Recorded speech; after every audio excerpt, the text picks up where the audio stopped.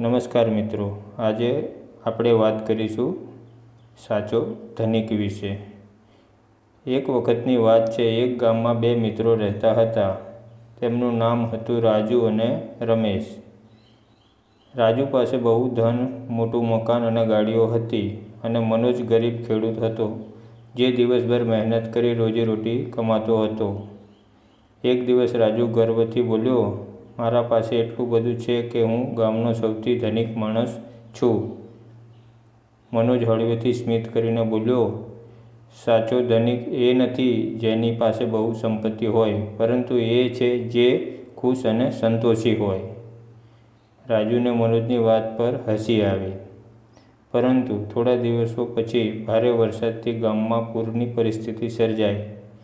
રાજુનું મોટું મકાન અને ગાડીઓ પાણીમાં ડૂબી ગઈ, પરંતુ મનોજનું કાચું ઘર ઊંચાણવાળી જગ્યા પર હતું, તેથી આખું ગામ આશ્રય લેવા આવતું રહ્યું।